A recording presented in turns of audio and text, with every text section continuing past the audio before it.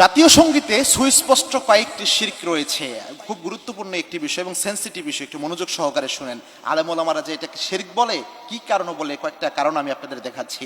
পাশাপাশি একটা জিনিস মনে রাখবেন, বাংলাদেশের যে জাতীয় সঙ্গীত, এই জাতীয় সঙ্গীতে বাংলাদেশের নামই উল্লেখ নাই, বাংলাদেশ নামটা উল্লেখ হয় না। এবং কি রবীন্দ্রনাথ ঠাকুর এই জাতীয় সঙ্গীতটা কোন ইতিহাসের প্রেক্ষাপটে লিখেছিলেন এটাও আমরা অনেকে জানি না। যখন বঙ্গভঙ্গ হয়, অর্থাৎ আমাদের বাংলাদেশের এই অঞ্চলগুলো, যে অঞ্চলগুলো ছিল, এগুলা কিন্তু অনেক ক্ষেত্রে বৈষম্যের শিকার ছিল। বড় বড় কলকারখানা, বিভিন্ন ফ্যাক্টরিগুলা সব হতো ওইদিকে, আমাদের এদিকে এই জিনিসগুলো আসতো না। যার কারণে এই বঙ্গভঙ্গ যখন হয়েছিল, আমাদের এখানেও পরিকল্পনা ছিল যে আমাদের এখানে ফ্যাক্টরি হবে, নিজস্ব কারখানাগুলো হবে। এটা যখন হলো এবং ভাগ হয়ে গেল, ওই সময় রবীন্দ্রনাথ ঠাকুর যেন এটা ভাগ হতে না পারে, আমাদের নামে আলাদা বিশ্ববিদ্যালয় যেন না হয়, এটার পর্যন্ত তিনি বিরোধিতা করেন। পাশাপাশি এই ভাগ যেন না হতে পারে, এই জন্য তিনি ওই সময় এই জাতীয় সঙ্গীত হিসেবে যেটা আমরা কি জানি, এটাকে তিনি রচনা করেন এবং এটাকে তিনি প্রকাশিত করেন। এবং কি উইকিপিডিয়ার তথ্য মতে জানা যায়, রবীন্দ্রনাথ ঠাকুর এই জাতীয় সঙ্গীতটাও চুরি করে নিয়েছেন, বিভিন্ন জায়গা থেকে তিনি চুরি করেছেন এই জাতীয় সঙ্গীতটা। এটা একটা গুরুত্বপূর্ণ তথ্য। সুতরাং এই জাতীয় সঙ্গীত নিয়ে আলেমরা কেন দ্বিমত করে, এর কয়েকটা কারণ রয়েছে। এবং মনে রাখবেন, আমরা গবেষণা ছাড়া এই জিনিসগুলো কিন্তু বলছি না। ইউনিভার্সিটিতে বাংলার উপর আমরা পড়ালেখাও করেছি, এবং কি আমি নিজেও ইউনিভার্সিটিতে পড়ালেখা করে honours masters first class first হয়ে গবেষণা করে এটা আপনাদের সামনে প্রকাশিত করছি। আমরা দেশের বিরোধী কোনো কথা বলছি না। এখানে জাতীয় সঙ্গীতের মধ্যে একটা জিনিস দেখেন, এখানে প্রথমেই কিন্তু বলা হয় যে চিরদিন তোমার আকাশ তোমার বাতাস, এই কথাটা বলা হয়। অথচ আকাশ বাতাস একমাত্র আল্লাহ রাব্বুল আলামিনের, যেটা আল্লাহ কোরআনে অসংখ্য জায়গায় বলেছেন, লিল্লাহি মা ফিস সামাওয়াতি ওয়া ফিল আরদ, এভাবে আল্লাহ রাব্বুল আলামিন জানিয়েছেন, যেটা কোরআনের বিধানের সুস্পষ্ট বিরোধী। আরেকটা জিনিস দেখেন এই জায়গায়, এখানে ওমা নামে একটা শব্দ তৈরি করা হয়েছে, বলা হয়েছে যে ওমা ফাগুনে তো রামের বনে, ওমা দিয়ে উল্লেখ করা হয়েছে, তাদের মাকে উল্লেখ করা হয়েছে। হিন্দুদের একটা কালচার হলো, তারা বিভিন্ন জিনিসকে দেবতা বানায় এবং দেবতাকে তারা মা হিসেবে আখ্যায়িত করে। দেখবেন গরুকেও তারা মা বলে, এই কাজটা কিন্তু তারা করে। তো যে জিনিসকে তারা পূজার মতো করে করে, ভক্তির মতো করে করে, এটা তাদের একটা সংস্কৃতি বা শব্দ, যে তারা মা হিসেবে সম্বোধন করে। এখানে যে মা হিসেবে সম্বোধন করছে, এটার মাধ্যমে একটা হিন্দুয়ানি কালচার কিন্তু এখানে ঢুকে গিয়েছে।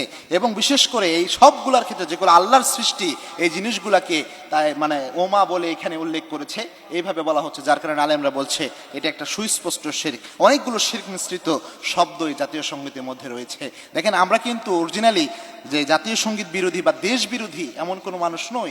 আমরা দেশকে ভালোবাসি। বাংলাদেশের সার্বভৌমত্ব রক্ষার যদি প্রশ্ন আছে, সর্বপ্রথম আলেম ওলামারা এটাই দাঁড়িয়ে যাবে। এবং কি আলেমরাই সবচেয়ে বেশি দেশকে ভালোবাসে।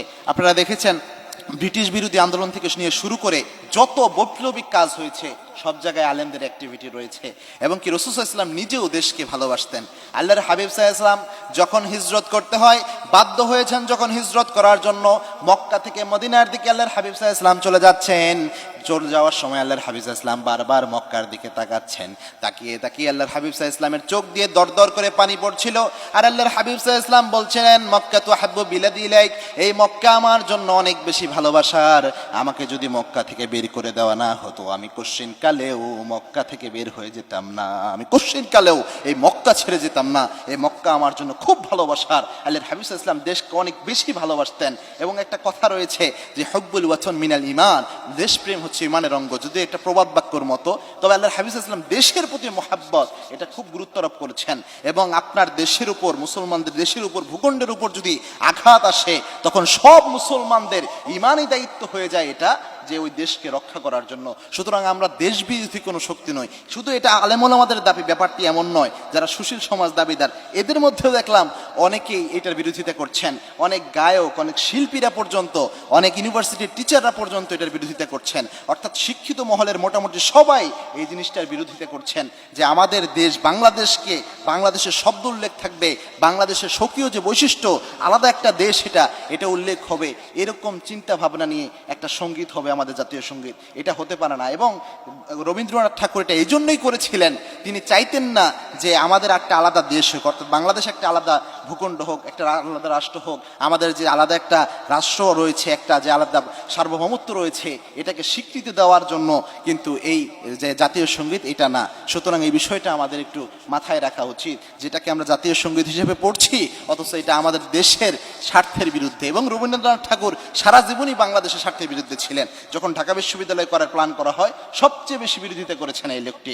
সুতরাং আমাদের উচিত হচ্ছে আমাদের নিজস্ব যে কবিরা রয়েছে, বিশেষ করে দেখেন আমাদের কাজী নজরুল ইসলাম, তার অনন্য লেখা, তার লেখা দিয়ে তিনি মানুষের মন জয় করে রেখেছেন। কিয়ামতের আগ পর্যন্ত হয়তোবা তাকে মানুষ মনে রাখবে, এত সমৃদ্ধশালী লেখা তিনি লিখেছেন, যেখানেই কলম চালিয়েছেন যেন সোনা ফলেছে, এত চমৎকার লেখা লিখেছেন কাজী নজরুল ইসলাম। তার বিভিন্ন লেখাগুলোকে আমাদের জাতীয় সঙ্গীত বানানো যায়। অথবা আমাদের দেশে অনেক মেধাবী মেধাবী গীতিকাররা রয়েছে যারা অনেক ভালো লিখতে পারেন, তাদের মাধ্যমে একটা জাতীয় সঙ্গীত রচনা করা যায়। এই জন্য আমরা নিজস্ব সংস্কৃতিতে যেন বুলন্দ হই। আর এটা মনে রাখবেন, কখনোই আমরা দেশ বিরোধী নই, বরং আমরা আল্লাহর দ্বীনের জন্য, আমাদের এই দেশের জন্য আমরা রক্ত দিতে পর্যন্ত প্রস্তুত রয়েছি।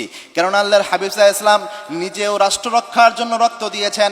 যখন রাসূল সাল্লাল্লাহু আলাইহি ওয়াসাল্লামের মদিনা রাষ্ট্র আক্রমণের প্রস্তুতি করা হয়, আল্লাহর হাবিব সাল্লাল্লাহু আলাইহি ওয়াসাল্লাম তার রাষ্ট্র রক্ষার জন্য, সার্বভৌমত্ব রক্ষার জন্য আল্লাহর হাবিব সাল্লাল্লাহু আলাইহি ওয়াসাল্লাম জিহাদের ময়দানে হাজির হয়েছেন। 27টা যুদ্ধ বা 28টা যুদ্ধ সরাসরি একদম পরিচালনা করেছেন আল্লাহর হাবিব সাল্লাল্লাহু আলাইহি ওয়াসাল্লাম, শুধুমাত্র রাষ্ট্রের সার্বভৌমত্ব রক্ষার জন্য।